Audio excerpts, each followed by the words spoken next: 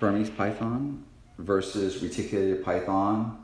Is it true that reticulated pythons are scarier, meaner, more likely to bite, and they don't make good pets because you can't trust them and all that kind of stuff? So I'm just going through like many different aspects as I ramble on about these videos, and we're looking at a cow retic right there.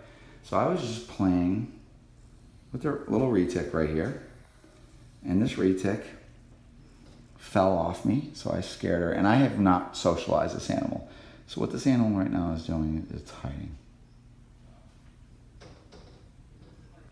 But this same animal can end up being this wonderful tractable animal, and that happens with correct interaction with the animals, basically establishing trust.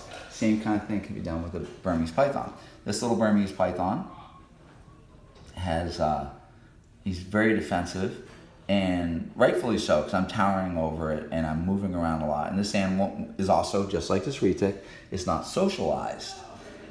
And to think that a Burmese python is more reliable, to be trusted, it's not mean or anything like that compared to a retic, would be stupid, because it's not true. And I'm just kind of going through some of the different points.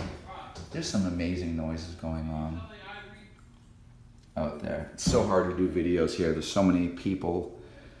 It's tough.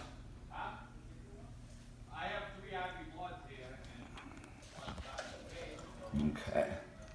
So if I can't use my hand anymore. Anybody want to see what a little baby snake bite looks like? Get ready. Oh my God. So this little retic, when it was scared, just bit me a little bit. And that, I don't blame the snake at all. It was literally my failure. So we're gonna try to regain control of this retic.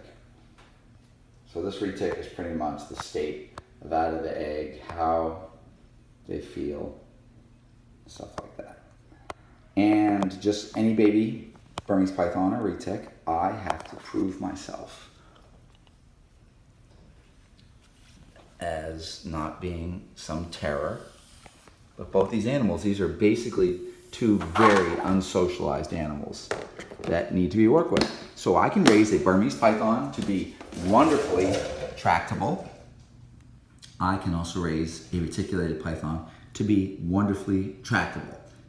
Would I ever say that a Burmese python could be more tractable than that in a retic? Absolutely not. There is no retic that could be any friendlier than a Burm, and there's no Burm that could be any friendlier than a retic. It comes down to individuals, and people need to understand that. These animals are unique unto themselves, and there's a lot going into what they've encountered in their lives and all that stuff. But reticulated pythons, nowadays, we have access to some real great genetics, many generations in, as we do with Burmese pythons. They all pretty much start very similar in many cases. And I think baby Burmese pythons, if I was going to pull out 100 baby Burmese pythons and 100 baby retics that are straight out of the eggs, I'm going to say I'm going to get bit more by Burmese pythons than retics. But within a little bit of effort, I can win those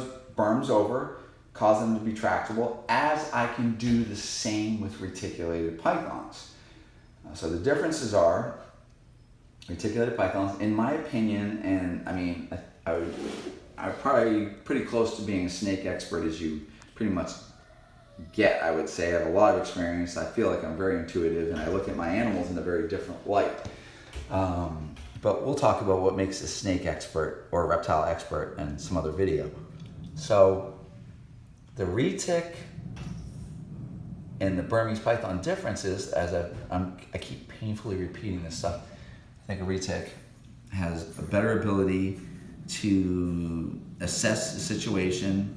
It may be a little bit more reactive, and that's due largely to its intelligence and its awareness. So maybe it's possible that a Burmese python might be a little less aware, maybe not as intuitive, not, you know, as able to work out problems, and they just kind of like big, gentle giants. And retics can be big, gentle giants, but a little bit more going on. With that being said, if I do something bad to the retic, or I do something like that, and it was just a little bit smarter, maybe that animal is a little more likely not gonna trust me, and I have to do that much more to win that animal over, if I'm even capable of winning it over. But reticulated pythons can easily be as tractable, as social, as reliable, as wonderful as a Burmese python. Hi. What's that? That's a finger. That smells like a cat.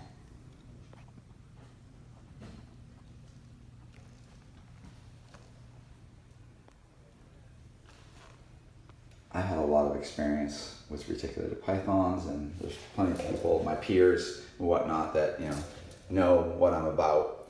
So they would, give some credit to what kind of stuff I'm saying. If I'm actually saying it, they're like, listen to Kevin. Kevin knows what he's talking about. I love Burmese pythons too. This isn't because I breed so many retics and I'm just, I'm out to say one is better. I just find it more rewarding. But they're animals that are just, all the morphs are so amazing. We literally have way more crazy looking retic morphs than we do have Burmese python morphs. And that everything has, come to a screeching halt because we can't bring in retics anymore. There's no more importation of retics or Burmese pythons. So that we pretty much have to work with what we got. Hi, baby. Look at this. This is just a wonderful animal. This animal's just, I'm curious. I want to check things out. I would really say this is all what I'd want this animal to be. And if anybody would like to argue any of my points, so be it. I love to argue. And I guess I'll end this video.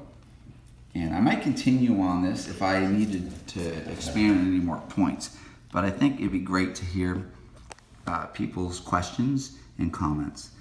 And we're going to do some more videos, some other questions that people are asking us to do.